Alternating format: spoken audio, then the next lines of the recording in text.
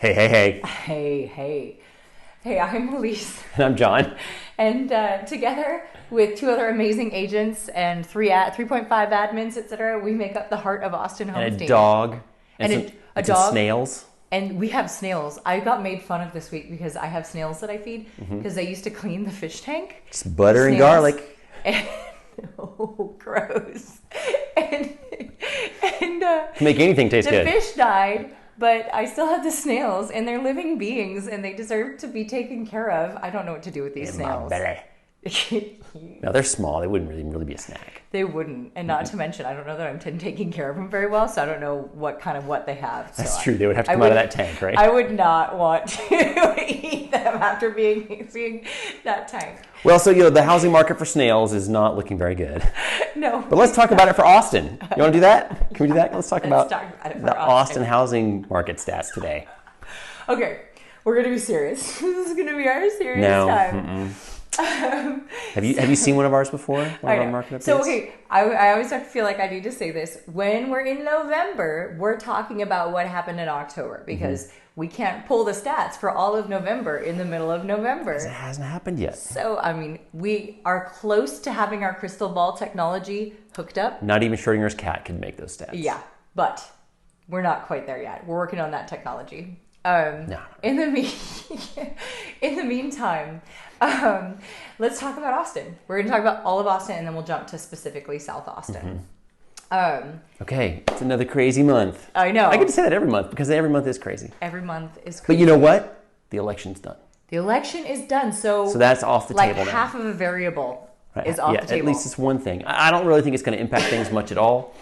Yeah. Except that maybe people will chill the F out. Yeah. Maybe. We'll see. We'll see. Okay, Austin.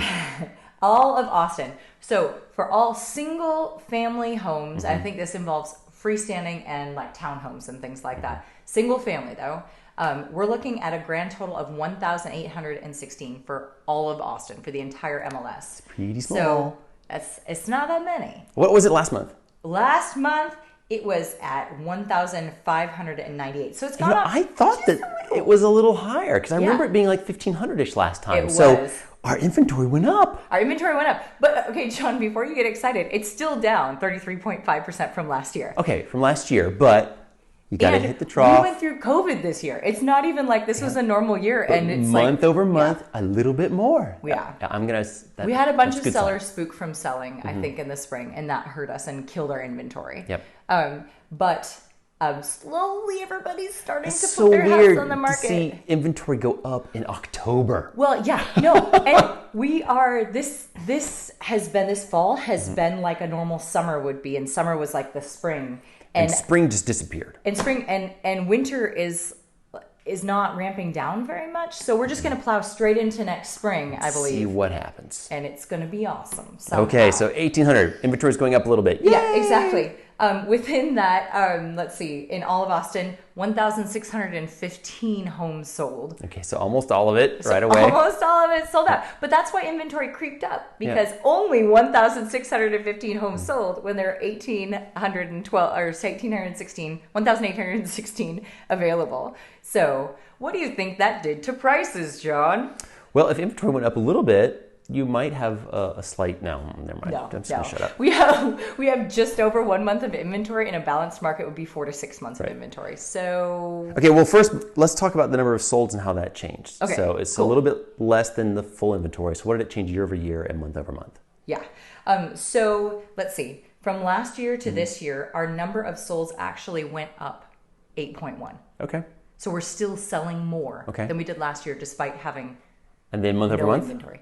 And then month over month, we are actually down. There's just so few homes to be bought that there was 9% less homes sold. Actually sold. Yeah. Okay. Definitely. So maybe we hit the bottom. We'll see what happens next month to see if the inventory keeps climbing or not. What does that mean to the median price, John? Well, typically, supply goes up, prices go down, but since we just hit the bottom, I'm going to guess that they're probably either the same or they've gone up some. So what's the median home price for all of Austin? Well, like metaphysically speaking, it's the stuff in the middle, not the average. Yeah. That's important. I know we always mention this, so sorry if you always watch and we always say this. You're going to get really good at defining what the median is. You can teach high school algebra. Totally, which is the averages get skewed by luxury homes that are 5-10 million, and so we don't look at the average. We look at the median. So if you line them all up from smallest to biggest, it would be the one Kind of that group in the middle. Right? Yeah. Just kind of throw away the luxury ones. Exactly. And that for all of Austin was $430,000. $430,000. So what was it last year? What was it last year? Last year it was $379. Wow, that's a big jump. That's a big jump. What about last month? That's 13.5% jump, actually, John. What about last month? Last month it was at 405,000. So it's up 6.17% since 25K in 1 month. That's a lot. 25K in 1 month. Okay. That's true.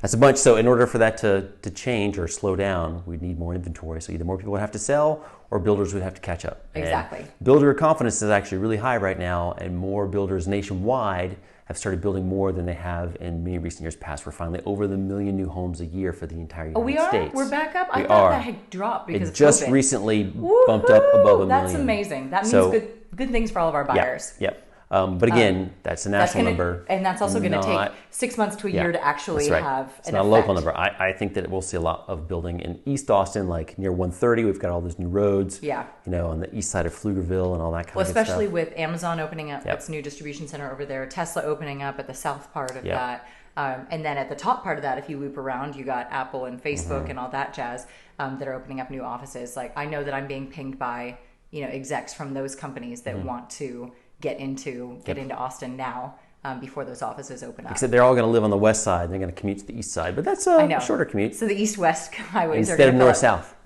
We'll see. We need public transportation. Right. Anyway, so let's look at South Austin in particular because we keep telling ourselves that we're going to focus specifically on South Austin regardless of whether or not it's working out and for us. it's a portion of South Austin, doesn't include 04, south of 290, west of 35. We just chose that because that's just where we live. And it's a nice way to compare against the greater city at large. It's remarkable how much we actually do in like Cedar Park and Pflugerville and everything else. Oh, I love Pflugerville. I love Pflugerville, actually. From a real estate perspective, it's great. You can get a house there for under $350, and it's like in the middle of where all the growth is happening all around it. So Pflugerville's a great spot. Like in 5-10 years, Pflugerville's just gonna fly. I mean, we've done stuff all the way up to Georgetown, all the way down to San Marcos, all the way up to Smithville and Spicewood. But we're going to talk about South Austin. But we're going to talk about South Austin. Because it's fun to compare things. It is. Because we're humans and we judge. And we judge. We try not to judge. But just be aware of it. Okay, let's judge. Judge away. South Austin, this is awesome. 4 zip codes. How many active listings? 187 listings available. That's not even like 4 zip 50 codes. houses per zip code. No, right? it's not. It's not. It's very sad, actually. Okay, how'd that change year over year? That changed. That went down 57.5%. And then since last year. month over month? Month over month, that went down 17.3%. Okay, so less and less active listings. So even though the inventory was going up for the city of Austin, it's still shrinking in South Austin. Because everybody's realizing that it's the cool part of town. It must be showing up somewhere else. So it'd be interesting to go back and like do some number crunching and geekery to figure out where that inventory is showing up locally. I think it's actually the downtown stuff. I think people, because they're freed up, they don't have to go into work. Yeah, that may be true. They're not buying as much downtown, and they're like, I can't even go out to my coffee shop properly and just sit there and just hang like on my laptop just all like day. New York and San Francisco, maybe the downtown's gaining inventory and everyone's pushing out. That'd be pushing interesting. out a We little should bit. do those numbers. I think that's something we're gonna have to study because I mean it's something I see. I see the trend, but I mean I haven't done specifically the numbers on that. So that's the thing. Okay, this is the kicker. Yeah. How many sold in South Austin? How many sold in South Austin last month, John? 313. 313 houses. How many were active? Of 187. 87, yep. So, sold.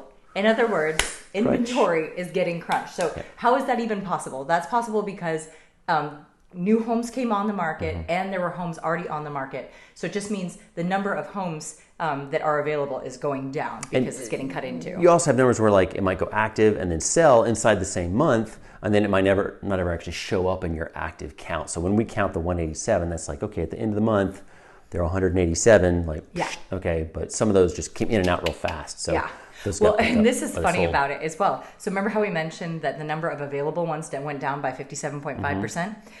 Well, the number of ones that sold last month only went down, it went up 1.3 from last year. Yeah. In other words, there's less than half of the inventory there was last year, and there's still even more people buying. Yep. So, yeah. But get this, though, between last month and the month before, between October and September to October, there are actually 10% less sales. Okay.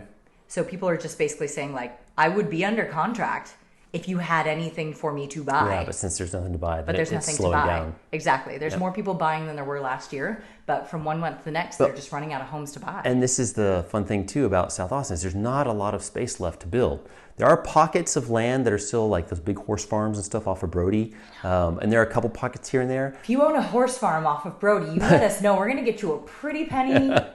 And build a lot of houses there. Build a lot of houses so that our friends can afford to buy something. But there's just not a lot of space left. So if there's no space and the zoning doesn't allow for it, the prices can only go one direction. Yeah, no, definitely. Okay, what is this done to price, John? Okay, well, median price has gone up still. So now it's $398,000, so less than Austin in general. Less than all of Austin. Which makes sense because you got people moving toward the lower priced areas that are still close to town. Yeah, exactly. People want a reasonably priced house. And then what did it change year over year and month over month? Year over year, it's up 16.4%. Okay. So just to let you know, if you live in South Austin and you're willing to sell now, you got 16.4% largely from last year. In 1 year. That's in 1 year. Unusually high. Yeah. And then month over month, John Blackman, it was 8.6. That's between nuts. September and October. That's nuts. I know, exactly. That's like half of that gain in 1 month. It is. It's obscene. Yeah, that's really crazy. I mean, but we're seeing it. Yeah. Like I remember seeing like literally by the time a house goes under contract at a certain price, a month later by the time it closes, there are other houses that are going for higher prices that are similar houses. Well, I mean, and when you're getting interest rates between 2 and 3, people are like, look, I can afford to pay a little bit more. Because get this, guys. When every 1% that your interest rate goes up, you can buy 10% less house approximately for the same monthly payment, right? So if rates go up 1 point, which by the way, rates between 3 and 4 would still be great rates. If rates go up 1%, then if you could afford a $300,000 home, now you're affording a $270,000 home. If you could afford a $500,000 home, now you're only able to afford a $450,000. So that people are saying these rates make it worth it to dive into this market, which they really kind of do. You can get some pretty killer payments on a decent sized house. But at the same time... So the thing is, like, once rates do go up, which supposedly is going to happen for at least a couple of years, then everyone who bought it with these low rates are going to lock those in. You're just going to keep those notes forever. Yeah. It'll be interesting to see if people, like, when they start selling houses in a couple of years from now, if they assume notes. Yeah. Right? Because, like, we haven't done that in a long time. Yeah. But in an increasing interest rate environment, you might be like, hey, I'll buy your house, but I want to assume your note. Yeah, exactly. Because I don't want to pay current rates on that. But at your rate that you have on the loan, so that totally worth that it. May show up in a couple of years. That would be interesting. Yeah, definitely. So that is what's going on in the Austin housing market. The numbers. It's a crazy thing. And now we're into the holidays already. We are. Thanksgiving is just like Guess 2 what? weeks away. I have a whole bunch of people who want to buy during the holidays. They want to buy right now. So it's a thing. But here's the thing. Again, with those rates, it makes it really worth it. And people are like, oh, the bubble, this, that, and the other. It's like, okay, so is the bubble going to come once Tesla comes into town, once Amazon opens its deal, once Apple opens its deal, once Facebook opens its next office? All good points. Yes. The bubble it's all tied directly to inventory. Yeah. Right? So it's just a matter of, hey, the inventory went up a little bit. We went from like 1,600 to 1,800. When we've got, 10,000 homes for sale in Austin, okay, then we're looking at bubble crashing territory, exactly. right? So we've got to like 5x our inventory for that to happen. So we're still pretty far from there. If it were to happen fast, it would have to be like, hey, everyone forecloses all at once, which we're seeing deferments go down actually. So the chance of a humongous foreclosure. Well, you can actually look up the foreclosure applications online, which is awesome. And an application doesn't mean that it will actually foreclose, but it's just an application saying like, hey, we're going to foreclose later, but everything's been deferred right now. Sure. And Austin's foreclosure numbers are not that high. The last time I looked, it was less than 100 a month. So it's not a big number. Now, if you look at the other markets like, Miami and Las Vegas, like the numbers are much higher. So the same problem spots that we had in 2008 are going to be the same problem spots that I think we'll have this year, or if another bubble shows up. So. All right. Well, them's the things. I don't know what you usually say. What do you say? I don't know what that is. How you like them apples? I don't know. Where's it? I'm going to be cool someday. I'm going to figure out all the sayings, and I'm going to say them. We're going to have to memorize our farm metaphors. I know.